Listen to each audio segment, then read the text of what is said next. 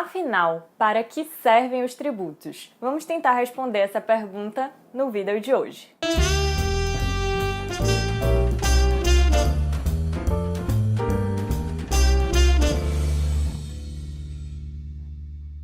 Tomando como base a concepção de Estado como organização política e social, a existência de um Estado implica na busca por recursos financeiros para sua própria manutenção, para a realização de gastos de interesse comum, de interesse coletivo.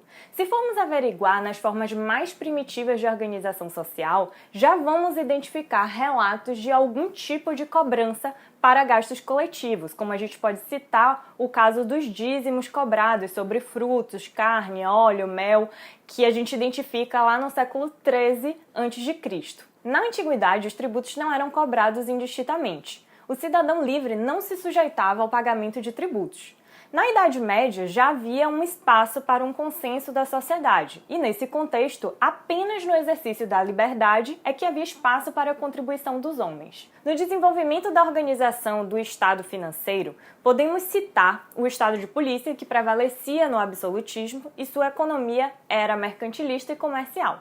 Ele foi substituído pelo Estado fiscal, cuja estrutura econômica era capitalista e era caracterizado pelo liberalismo político e financeiro. O Estado fiscal é um modelo em que o Estado financia os seus gastos públicos essencialmente com receita de tributos. O Estado fiscal passou por diversas variações ao longo da história, a gente vai ver rapidamente aqui, mas ainda é o que prevalece nos dias atuais. Sobre isso, eu indico para vocês o Tratado de Direito Constitucional Financeiro e Tributário, esse azul da nossa estante, de Ricardo Lobo Torres, que tratou bastante dessa concepção. Para Ricardo Lobo Torres, o Estado fiscal coincide com o próprio Estado de Direito e está presente em economias tipicamente capitalistas. Na concepção de Ricardo Lobo Torres, o Estado fiscal perde a importância dentro de uma economia socialista que foi adotada por alguns países no século XX. Isso porque, se o Estado detém os meios de produção, a sua receita pública vai ser baseada em preços públicos, ou seja, em contraprestação pelos bens e serviços produzidos e fornecidos pelo próprio Estado.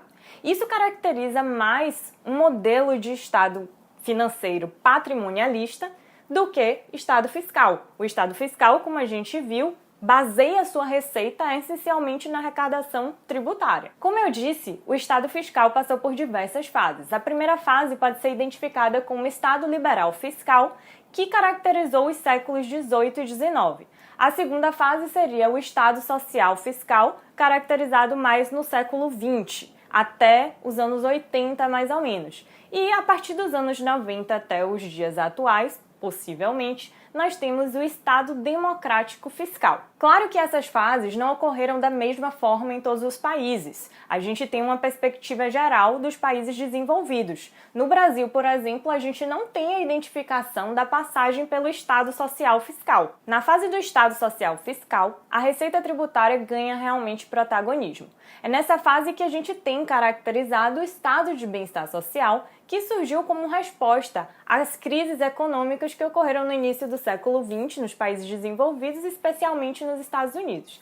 A receita tributária foi muito explorada inicialmente para fazer frente aos gastos com as guerras e, posteriormente, o receio de entrar em uma nova recessão econômica fez com que esses gastos, que antes eram direcionados para a guerra, fossem direcionados para gastos sociais, como meio de criação de demanda na economia.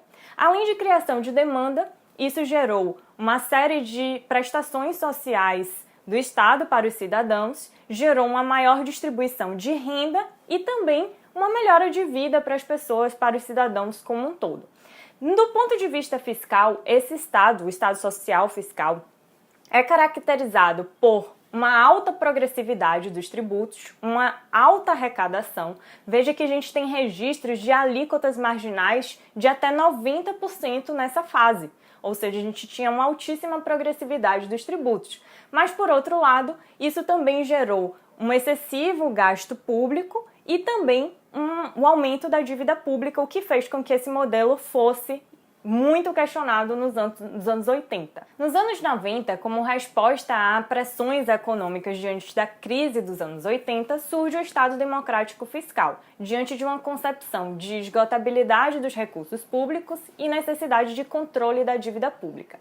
Esse modelo ele foi caracterizado por uma ideologia neoliberal, por políticas de austeridade fiscal, ou seja, corte de gastos públicos, redução da arrecadação tributária e, principalmente, redução da progressividade. Assim como as outras mudanças de fase do Estado fiscal foram impulsionadas por alguma crise econômica, eu acredito que a crise econômica mundial de 2007 e 2008 tenha sido a crise dessa nova fase, dessa fase do Estado democrático fiscal e do neoliberalismo. Tanto que alguns representantes econômicos mundiais já estão repensando na formulação de novas configurações e novos papéis do Estado diante das demandas da economia do século XXI.